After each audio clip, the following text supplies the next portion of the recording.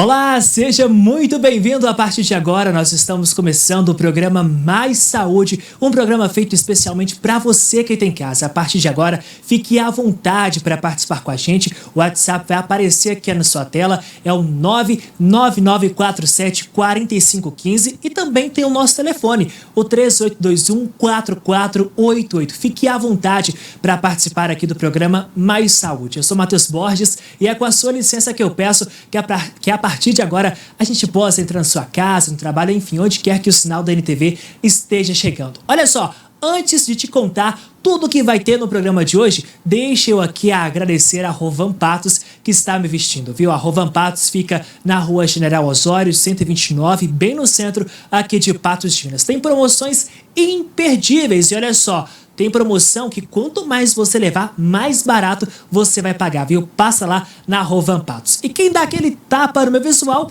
é a Gonçalves Barbershop. A Gonçalves Barbershop fica na Rua Dores Indaiá, número 53, bem no centro aqui também de Patos de Minas. Olha só, deixa eu aqui agradecer quem tá mandando pra gente esse belíssimo arranjo aqui, que é a Floricultura Apollo, que fica na Major Gotti, bem pertinho aqui do Banco do Brasil. O endereço tá aparecendo aí na sua tela, Major Gotti 1025, ao lado do Banco do Brasil. Telefone fácil de decorar, 3822-2200, 3822-2200. Um beijo pra Lourdinha e toda a equipe da Floricultura Apollo, nossos parceiros aqui do programa Entrevista. Minha gente, olha só, quando a gente fala sobre insetos, a gente tem que entender todos os riscos que esses insetos podem acabar trazendo para nós, seres humanos. Qual o risco será de uma picada de inseto? É sobre isso que a gente conversa agora com o Bruno Naves, ele que é cirurgião vascular e também presidente da Sociedade Brasileira de Angiologia e Cirurgia Vascular. Dr. Matheus Borges aqui, boa noite, seja bem-vindo ao Mais Saúde. Boa noite, Matheus. Obrigado, muito obrigado. Doutor, abri esse nosso bate-papo aqui falando justamente sobre picadas de inseto. Mas vamos explicar para quem está em casa. Afinal de contas, o que é uma picada de inseto? O que acontece é que a pele é um grande órgão. E é o órgão que protege a gente contra ameaças externas. Então, quando você tem qualquer lesão de continuidade, como, por exemplo, uma picada de inseto ou um machucadinho que seja, se você coça, você inocula, você joga para dentro da circulação as bactérias que normalmente habitam a nossa superfície, a pele. Então essa bactéria entra no sistema linfático e sanguíneo e pode causar uma infecção. Nas pernas, a mais comum é a conhecida erisipela. Doutor, agora me corrija por favor se eu estiver errado, é até uma dúvida nossa aqui. Existe a diferença da picada e da mordida? O inseto pode morder o ser humano? Não, na verdade, o importante é que haja uma porta aberta, a lesão. Então, se houver ou a picada ou a mordida, não importa. O que importa é que se rompeu algum pequeno pedaço da pele, ele vai permitir a entrada de micro-organismos, bactérias. E aí pode ser o início de uma infecção. Esse é que é o grande problema. Doutor, durante todos os trabalhos que o senhor realiza, os estudos, é possível se apontar quais os principais insetos aí que podem oferecer o maior risco para os seres humanos? Normalmente, no verão, eu vou falar um pouco daquilo que é comum, né? O que é comum são esses insetos de praia ou então de áreas rurais, os chamados borrachudos. São esses insetos que picam a gente mesmo e ali você está em aquela vontade louca de coçar, né? Então, na hora que você coça é que está o problema. É claro que a gente tem o barbeiro que pode inocular a doença de Chagas, são coisas mais complexas, né? Mas a ideia é que a gente quer passar o conceito da simplicidade no verão é exatamente essas pequenas picadas que podem acontecer ou em praia ou na zona rural e que a gente inadvertidamente coça e aí pode causar uma infecção. Doutor, é possível se evitar para que a gente não coce quando a gente é picado por algum inseto? Porque, por exemplo, eu me recordo dos meus avós, os meus familiares falarem assim, ó, se você, quando for picado, fazer como se fosse um X ali onde foi picado, isso pode ser que vai amenizar a coceira, a dor. Isso é verdade? Isso é mito? É mito. O ideal é a gente tentar passar um creme ou não coçar, porque se for só a picada mesmo, dificilmente aquilo vai dar uma infecção. É a gente que inocula, que piora a situação. Então, o ideal é passar água, colocar uma compressa com gelo, ou mesmo um hidratante, mas não coçar. Coçar, você está inoculando bactérias que podem gerar a infecção. Mas não é só, às vezes, a picada de inseto. Por exemplo, no verão é muito comum as pessoas terem frieira entre os dedos do pé. Então, aquela micose interdigital, aquela frieira, funciona da mesma maneira. Quer dizer, aquilo ali também é uma porta de entrada para bactérias que dão essas infecções. Por exemplo, erisipela, a perna fica vermelha, quente, dá íngua, dá febre, mal-estar geral. Então, assim, é muito desagradável, muito ruim. Doutor, agora quem está em casa pode estar se perguntando, como faço para me proteger? É possível, doutor, se esquivar dos insetos aí do dia a dia, tentar evitar que seja picado? Bom, se estiver na praia ou em zona rural com áreas expostas, usar repelente. Isso é muito importante. O repelente funciona muito bem. E em casa é usar a calça, é se cobrir mesmo, porque tem lugares que são muito cheios de inseto, né? Você tem que colocar tela na parede, ventilador também, o inseto não gosta muito de vento, não. Então, um ventilador próximo ajuda também, mas a gente está sempre... a picada pode acontecer, mas acontecendo, evitar de coçar, lavar, deixar limpinho na hora e quieto. Doutor, aí, por exemplo, quem está em casa, está acompanhando o nosso programa, foi picado, fez o que o senhor disse para não fazer. Foi lá e coçou, mas coçou assim, com muita vontade. Deu até uma sensação de prazer ao ficar lá coçando onde foi picado. Doutor, partindo disso, é necessário se iniciar um tratamento? Dá para tratar em casa ali essa recuperação? Depende de como é que vai ser a resposta do organismo da pessoa. Se ele deu azar de entrar uma bactéria, o que ele vai perceber? A perna vai ficar... Normalmente eu estou falando perna, que é o mais comum, tá? Sim, sim. Perna vai ficar avermelhada, quente e começa a doer. Se começar a ficar quente, vermelho ou até dar íngua, tem que ir no médico, porque aí tem que usar um antibiótico. Normalmente o tratamento é em casa. Pode até evoluir para um quadro mais grave, ter que internar, mas isso é raro. O comum é ter que tomar um antibiótico e às vezes um anti-inflamatório. Mas o sinal maior são os sinais inflamatórios, que é dor, calor e rubor. Ou seja, fica quente, fica vermelho e dói. Toda vez que tiver esses 3 sinais de inflamação, dor, calor e rubor, calor, dor e vermelhidão, é sinal de inflamação, é sinal que pode estar havendo infecção e que necessita de uma avaliação médica. Doutor, qualquer picada em qualquer parte do corpo, a gente está falando aqui sobre a perna, sobre os braços, mas levando para um contexto geral, em toda parte do corpo, foi picado por um inseto ali, pode ser que tenha problemas, como por exemplo uma infecção, fazendo tudo ao contrário do que o senhor vem apresentando aqui para a gente? Pode. Tem caso de erisipela na face, a pessoa começa a ficar com tudo vermelho aqui, quente, essa mesma coisa. E dor é bem chato, porque aqui próximo do cérebro, uma região muito irrigada, aí tem que ser tratado mais rapidamente ainda para não ter grandes amolações. A ideia é a pessoa não achar a exceção uma coisinha, não é uma coisinha. Se ficou vermelho, se ficou quente, se doeu, vai no médico. Faça a avaliação.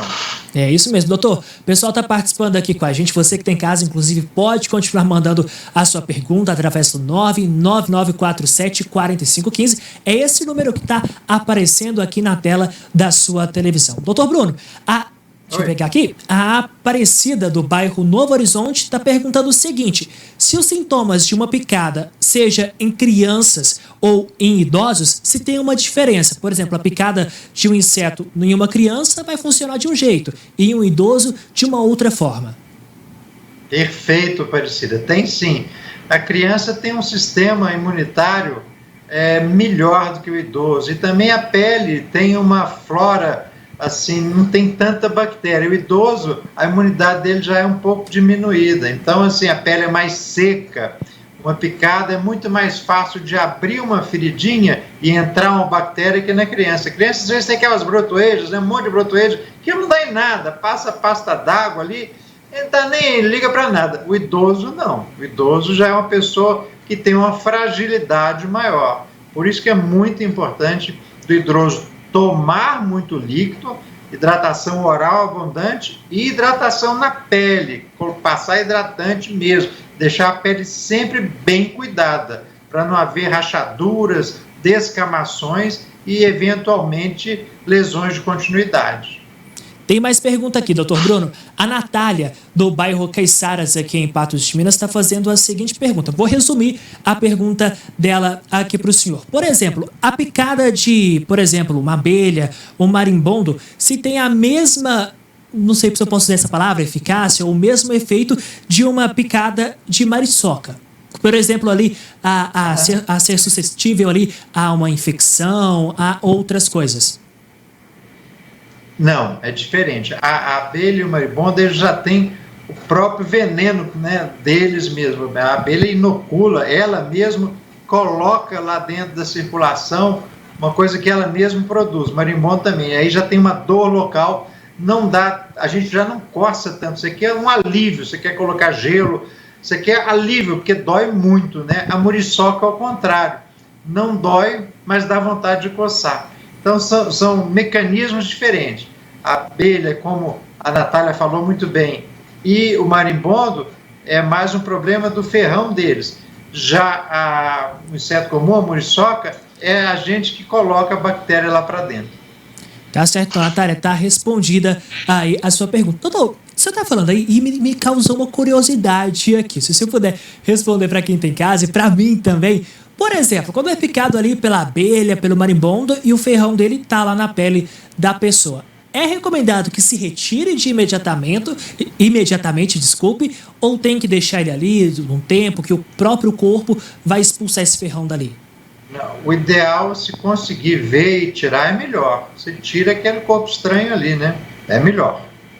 Tá certo, então, doutor? Continua aqui com a gente. Eu vou fazer uma pausa rapidinha nesse nosso bate-papo e daqui a pouco, depois do intervalo, eu volto com muito mais doutor Bruno conversando aqui com a gente ao vivo, tá? Se você tem alguma dúvida, fique à vontade para tirar ela aqui no nosso programa Mais Saúde. O WhatsApp é o 99947-4515, telefone 3821-4488 e você também nos encontra através da internet, @NTV Patos de Minas. Vou dar uma dica e volto já já. Muito bem, nós já estamos de volta ao vivo com o programa Mais Saúde. Você que tem casa, continue aí participando com a gente através do 99947-4515, 3821-4488. Esse é o nosso WhatsApp. Fique à vontade para participar. Afinal de contas, o Mais Saúde é feito para você que está acompanhando a gente. Sempre bom te lembrar que você também pode nos acompanhar através da internet. Só digitar NTV Patos de Minas que você nos encontra. Combinado? Olha só, nós voltamos a falar ao vivo com o Dr. Bruno Naves, ele que é cirurgião vascular e presidente da Sociedade Brasileira de Angiologia e de Cirurgia Vascular. Doutor, de volta aqui então com esse nosso bate-papo. Hoje nós estamos falando sobre picadas de insetos. Doutor, fui picado por um inseto, mas não vou dar importância, afinal de contas, apesar de coçar ali, eu tô percebendo que tá inchando, que tá quente no local. A partir do momento, doutor, que eu passo a ter negacionismo com aquela picada de inseto, quais podem ser as consequências que eu vou trazer para minha saúde?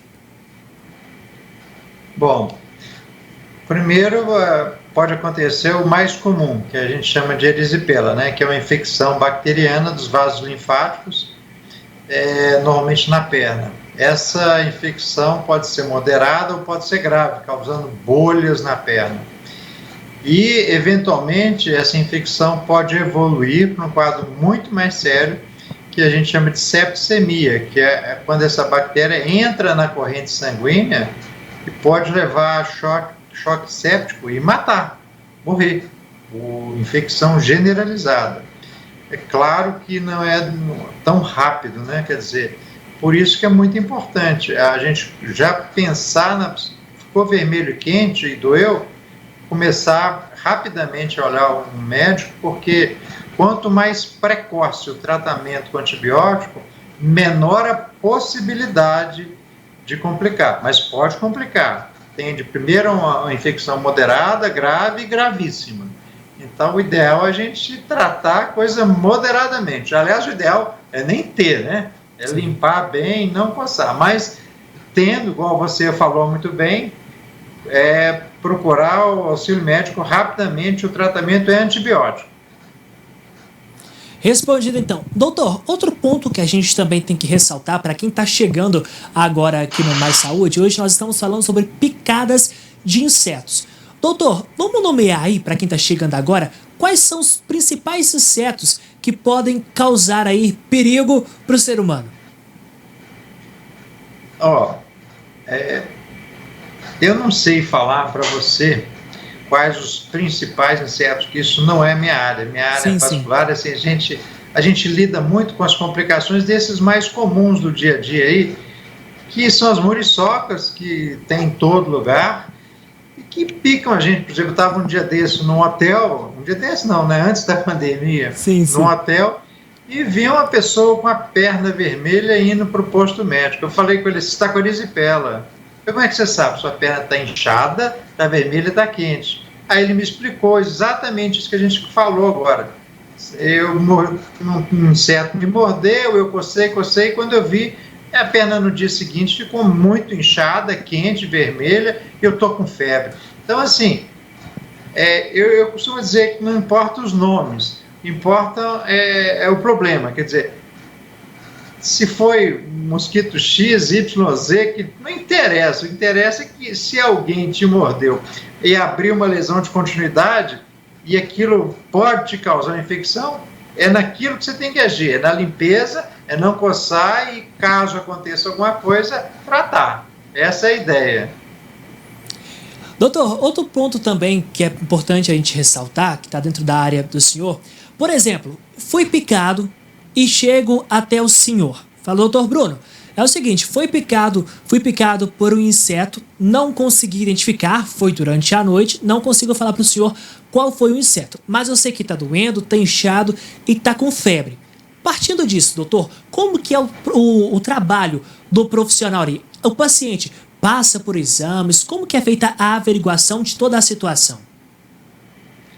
Normalmente a gente dá uma avaliada geral para fazer um diagnóstico diferencial, porque a erisipela causada pelas picadas de inseto confunde-se muitas vezes com trombose, porque a perna fica inchada, fica dolorida. Então é muito comum a pessoa chegar no consultório com a perna inchada e às vezes vermelha, na dúvida se está com trombose ou com erisipela. A diferença básica é que trombose não dá febre, não dá íngua, não dá mal-estar geral, e a erisipela dá. Então a gente faz uma avaliação, caso necessário, tem um exame de sangue que a gente pode pedir, que eleva uns níveis de uns determinadas coisas, e no caso, se a gente achar que pode ser trombose, tem um ultrassom que a gente pode pedir para diferenciar. E feito o diagnóstico, aí a gente vai tratar. Se for uma complicação infecciosa, no caso a erisipela, o tratamento é com antibiótico, e é interessante porque esse tratamento a gente faz da forma aguda e depois da forma crônica, porque essa bactéria costuma ficar 6 meses no sistema linfático. Então não adianta tratar só na fase aguda. Você trata ali 10 dias, depois mensalmente a pessoa vai ter que repetir um ciclo de antibiótico durante 6 meses. Então, assim, é um tratamento bem complicado, bem especializado. Se não for bem feito, a pessoa pode ter uma recidiva, voltar a ter o problema novamente, e, de uma maneira geral, quando volta a ter, a volta é mais séria, mais grave. Às vezes tem o caso da erisipela bolhosa, forma umas bolhas grandes na perna, cheia de líquido, e às vezes tem até que internar para usar antibiótico na veia. Doutor, olha só, o pessoal que tem em casa está participando com a gente. Tem mais uma pergunta aqui, olha só. Essa pergunta é da Exaltina. Exaltina, beijo para você. A pergunta dela, doutor, é a seguinte. Doutor, gostaria de saber se uma pessoa levar muitas picadas de abelha pode ocorrer óbito. Pode, Exaltina, pode sim. A abelha, ela tem um grau de... É muito nocivo o veneno dela, então pode acontecer mesmo.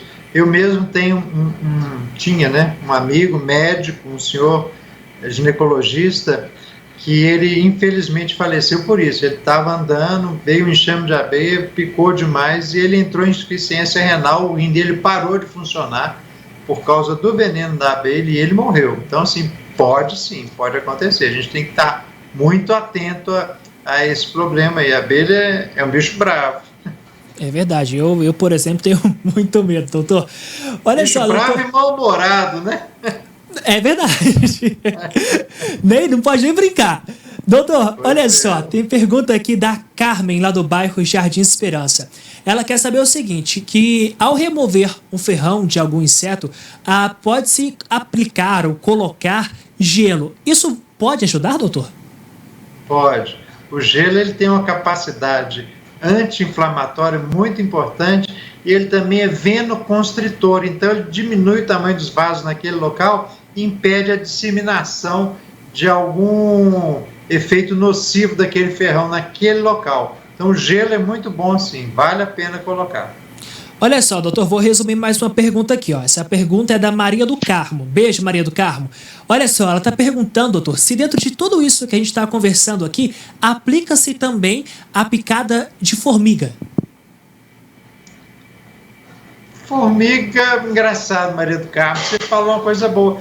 Não, a formiga, ela dá mais uma irritação local, né? Dói bastante quando é uma formiga maior, dói muito, mas dificilmente você coça na picada da formiga. Você tem mais a vontade, talvez, de colocar um gelo. O gelo dá muito alívio para essas picadas de formiga. Ou própria água fria, né? Às vezes, se for mais de uma formiga, colocar a perna num balde com água fria dá um alívio grande. Mas a possibilidade de uma erisipela ou de uma infecção bacteriana é menor no caso da formiga. Doutor Bruno, para a gente fechar essa nossa conversa aqui, infelizmente nosso tempo está acabando, mas reforçando para quem tem em casa, quais são os cuidados assim, que a gente pode pontuar que são essenciais para se proteger aí de uma complicação de uma picada de inseto? Eu acho que essa pandemia ensinou para a gente que a gente vive sem shopping, sem compra, sem viagem, sem um monte de coisa, não vive sem saúde. Então, o foco da nossa atenção não tem que ser na doença, tem que ser na saúde. E uma das coisas importantes que a gente aprendeu, ou pelo menos reforçou, é o cuidado, por exemplo, com lavar as mãos, é a limpeza. Então, a higienização em qualquer momento. Se você levou algum machucado, uma pancada, qualquer coisa, lava. Qualquer machucado limpo, a chance de um problema é muito menor. Então, é isso, quer dizer... E pensar sempre em saúde, quer dizer, se você vai num local, numa praia, numa fazenda, se existe ali uma possibilidade, usar um protetor, usar um repelente, manter a pele sempre hidratada, tomar uma hidratação boa, manter um peso bacana, uma atividade física regular, não fumar, enfim, você está com a sua imunidade boa, porque pessoas que têm boa imunidade estão cuidando da saúde. Qualquer efeito adverso e qualquer coisa que venha atacar, a chance de complicar é menor.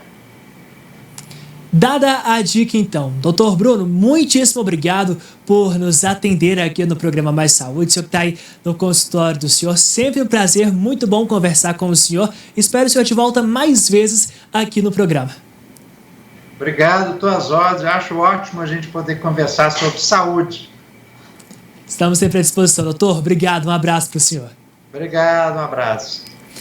Muito bem, gente, olha só, você que está em casa, fique à vontade para continuar participando com a gente, 99947-4515, 3821-4488, os números estão aparecendo aqui na tela da sua televisão. Vou dar uma dica, já já eu tô de volta.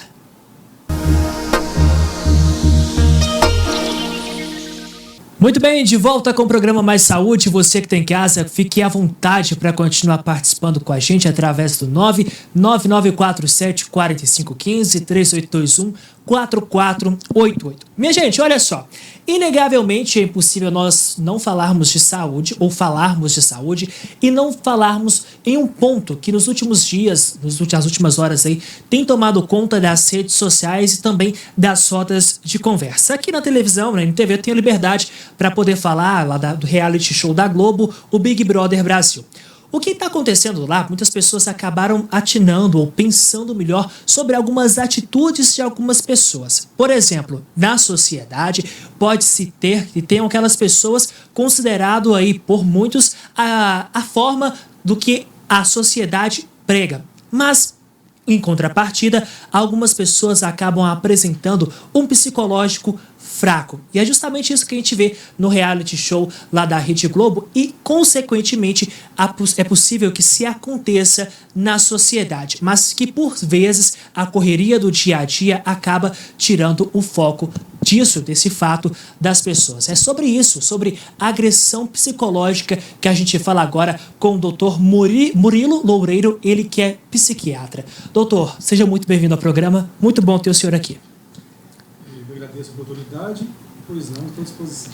Doutor, olha só, a gente está falando então sobre justamente essa agressão psicológica. Mas, afinal de contas, o que é essa agressão? Porque muito a gente se vê falar sobre agressão, a gente já pensa na agressão física. E a psicológica, como é que funciona? Agressão, no caso violência, é qualquer ato ou comportamento que por meio de força física, constrangimento, pode resultar num dano à pessoa.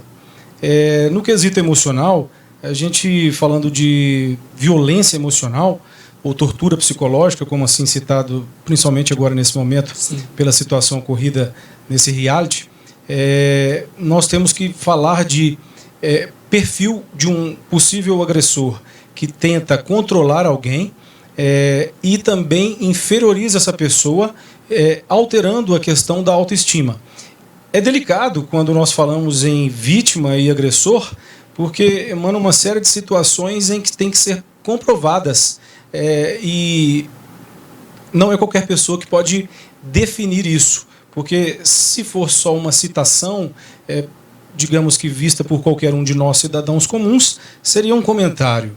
E aí então envolve essa, digamos que, reflexão acerca do que seria essa violência psicológica e o que isso tem a ver com o nosso dia a dia, ou como isso reflete na nossa vida e na sociedade. Doutor, por exemplo, é possível que a pessoa sofra essa tortura psicológica, mas que por vezes ela não enxerga aquilo como uma tortura? É possível, talvez me corrija por favor se eu estiver errado, que a pessoa se tornou dependente daquelas ações da pessoa e acaba aceitando? Isso é uma característica notável em relação a situações onde um agressor vai agir. Temos questões de perfis de personalidade, onde uma personalidade mais passiva fica mais vulnerável à ação desse agressor. Por outro lado, uma série de situações relacionadas à questão de caráter e até mesmo personalidade podem fazer com que a pessoa fique mais passiva e vulnerável ao agente estressor. Não quer dizer que para sofrer uma ação psicológica você saiba que isso esteja acontecendo, ou até mesmo você tenha uma característica ou um diagnóstico feito em que você sabe que, por exemplo, olha, eu sou mais vulnerável à agressão psicológica. Não. Na maioria das vezes essas situações ocorrem na rotina de um trabalho, né? A gente às vezes pensa nas relações interpessoais, mas as relações interpessoais nem sempre estão relacionadas a um casamento, por exemplo, mas sim numa relação pai, mãe, filho, na questão colegas de trabalho, relação o empregador empregado, e isso acontece muito mais do que imaginamos. Doutor, por exemplo, o torturador, quando ele pratica essa tortura psicológica contra a vítima, ele sabe o que ele está fazendo? Já é algo possivelmente arquitetado na mente dele? Vou fazer aquilo porque eu sei que tira a pessoa do eixo. Bom, a resposta eu não posso dizer que sim nem que não. Cada caso tem que ser analisado. Por exemplo,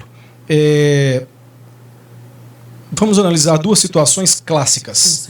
Uma pessoa que tem um transtorno de personalidade, que é uma pessoa mais violenta, estou falando no caráter emocional, e uma pessoa que tem um comportamento violento, mas não se enquadra num transtorno de personalidade, mas que, por exemplo, ela atua, digamos que, de uma forma em que foi criada assim. Então, de repente, voltando para um perfil de casamento, uma mulher se julga maltratada emocionalmente e comenta: olha, eu tenho pena porque o meu marido ele foi criado dessa forma, ele foi agredido emocionalmente, ele não sabe o que ele está fazendo. Isso é relativo.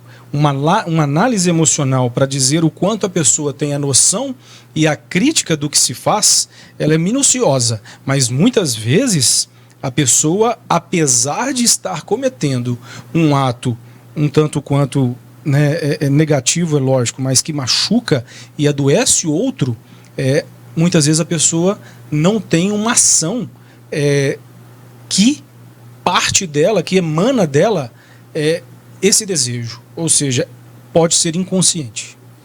Doutor, o senhor tocou num ponto interessante que é sobre esse adoecimento. Esse adoecimento ele é instantâneo. A primeira prática dessa tortura psicológica, a pessoa já vai se sentir ali, já vai se retrair ou ter outras formas de comportamento, ou é algo gradativo? Depende da exposição à situação, depende do perfil, da personalidade dessa pessoa. Muitas vezes é gradativo, porque a pessoa julga que aquilo não está acontecendo. Eu vou esperar um tempo, eu vou esperar isso passar, e se submete a inúmeras situações de agressão. Então, uma pessoa também, em uma única vez, dependendo da intensidade e a forma como foi exposta a uma agressão emocional, ela pode desencadear sintomas e sinais, né? Não quer dizer que tudo isso traz uma doença. É essa a diferença, né? Por exemplo, o ajustamento emocional. O ajustamento emocional é a somatória de sinais e sintomas, como, por exemplo, ansiedade, angústia, alterações de apetite, forma de se alimentar, alterações de sono, irritabilidade fácil. Eu estou falando de sinais e sintomas. Quando tudo isso traz um prejuízo na funcionalidade da pessoa, com um sofrimento muito intenso, aí nós definimos isso como patologia, como um transtorno, uma doença instalada. E isso nem sempre é tão rápido. Doutor, por exemplo, um fato que tem acontecido aí, que tem ganhado as redes sociais. Por exemplo, o agressor, se é assim que eu posso dizer, vai lá e causa determinada situação, seja com um grupo de pessoas ou com uma determinada pessoa. No entanto, esse grupo ou essa pessoa revolta com esse primeiro agressor. E esse primeiro agressor acaba se tornando vítima da situação. Nesses dois aspectos, onde houve um primeiro ataque, houve o contra-ataque, pelo lado da psiquiatria, como é que a gente pode entender esses dois aspectos? Na questão da saúde mental, existe essa delicadeza em nós analisarmos por parte. Nessa situação, por exemplo, desse reality, uma pessoa ela pode ter tido a intenção de, quem sabe, a minha finalidade seria ganhar o reality. Então, para isso, eu vou tentar usar o que eu tenho de conteúdo para manipular ou convencer as pessoas de que eu sou uma pessoa do bem. Enfim, usar as estratégias para chegar até o final. Isso pode ser intencional e, às vezes, planejado, ou isso pode ser impulsivo. Como, por exemplo, ao meu ver, o que ocorre. Nem sempre a pessoa tem freios para conter os seus impulsos. E em meio às tentativas de chegar lá, perante ao meu ver, as dificuldades que essa pessoa obteve, ela reagiu de uma forma em que ela não tinha esse conteúdo. E aí, de repente, essa pessoa tem um transtorno que aflorou perante esse fator estressor. Então, essa pessoa é um agente agressor perante a situação específica ocorrida, mas, de repente, ela passou a ser vítima também.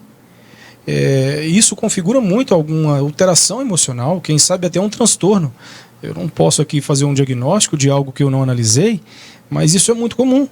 Então a pessoa numa situação que em um momento ela é agressiva e gera todo um caos e machuca alguém, de repente a pessoa ela vira e fala assim, não, eu sou vítima, eu agora estou sendo prejudicado porque as pessoas estão me ofendendo também. Veja só, é aí que eu penso assim, todos têm esse comportamento? Não. Essa pessoa, ela gostaria de ter esse comportamento? Aí é uma pergunta a se fazer. Será que ela tem o controle desses impulsos? E isso ocorreu somente naquela circunstância daquele reality? Ou isso ocorre, digamos que, por quase toda a vida? É aí que configuraria uma doença. Um transtorno que eu não sei se já havia ou se já havia algum tratamento. Eu, na posição de profissional de saúde mental, eu tenho que me colocar no lugar de alguém que busca apoio. Então eu não posso realmente... nós aprendermos a lidar com saúde mental é não julgar ninguém. Doutor, aí por exemplo, quando tem uma pessoa próxima a mim que está passando por uma situação como essa, vou começar por partes. A gente tem ali primeiro a pessoa que está sendo torturada psicologicamente. Como que eu posso ajudar essa pessoa? A principal forma de ajudar uma pessoa, tanto num aspecto de tortura emocional, quanto nas questões de você sentir ou presenciar sofrimento emocional, é oferecer apoio e escuta, né? Porque muitas vezes a gente acha que essa pessoa tem uma escuta, mas não tem. Ou essa pessoa está desacreditada, ou essa pessoa está acostumada a ficar calada, ou tem um perfil reservado que não gosta de falar. Então, oferecer ajuda, ao meu ver, primeira coisa, eu posso te ajudar? Porque de repente você está pensando assim, nossa, o ideal seria agendar uma consulta com um psicólogo ou com um psiquiatra. Tudo bem, lógico que vai ajudar. Mas oferecer ajuda e falar o que eu posso te oferecer? Você quer falar sobre isso?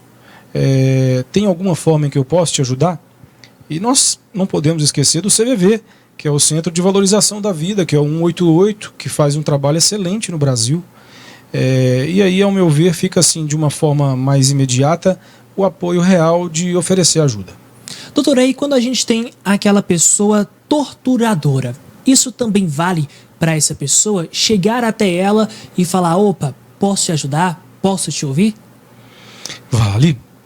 É aí que entra na questão da saúde emocional esse contexto, né? Que se nós formos analisar a reação da população perante esse contexto, algumas pessoas, né, podem falar assim, não ajuda quem torturou. Essa pessoa não merece, essa pessoa é do mal, vamos ajudar quem está sendo torturado.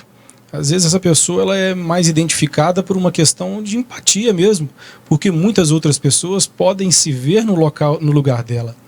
Agora eu fico pensando assim, e aí, quem agride no caso emocionalmente? Primeiro, agride porque quer ou agride porque tem esse perfil? E essa pessoa sabe que existe ajuda para ela?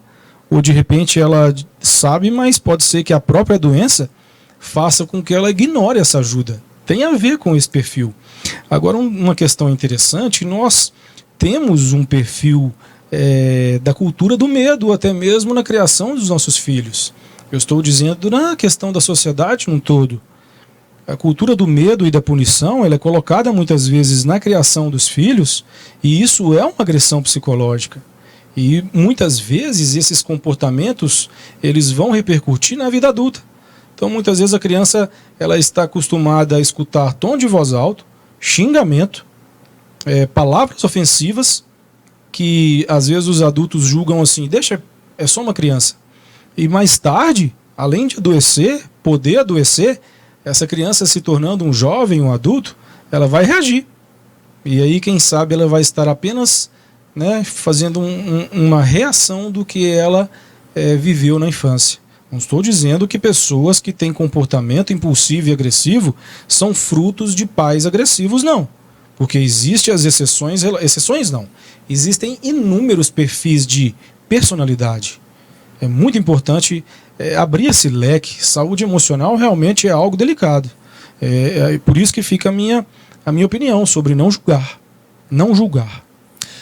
Doutor, a gente pode dizer que a gente teria aí, ou tem na sociedade, pessoas que julgam muito mais, que querem provocar uma tortura psicológica em outras pessoas, ao invés de tentar ajudar? O senhor responde isso pra gente já, que eu vou dar uma dica e aí volto daqui a pouquinho.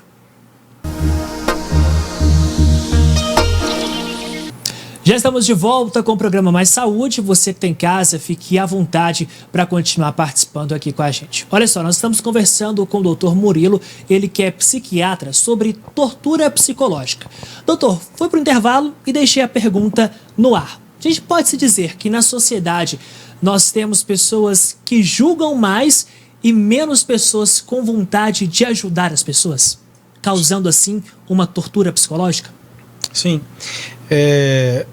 É mais comum pessoas que julgam, né? Porque julgar é algo que faz parte de uma questão comum também. Mas o julgamento, quando negativo e sem a intenção de trazer um bem, isso pode trazer adoecimento, que é até mesmo a questão do abuso, e quando tão específico ao trem, de uma forma, digamos que próxima, é a consequência de um adoecimento emocional. Existir mais pessoas que julgam no sentido de ter uma teoria e que pouco vivem aquela prática, digamos assim, é algo que é cabível, no sentido, com todo respeito, natural da nossa cultura, do nosso perfil mesmo de vida no dia a dia, seja nas relações interpessoais. Agora a questão é assim, querer ajudar, né, ou julgar, muitas vezes o que eu chamo de não preconceito, mas falta do conceito. Nós vivemos aí há alguns anos, digamos que isso é muito bom, né? Ampliou-se o divulgamento e o acesso à saúde mental.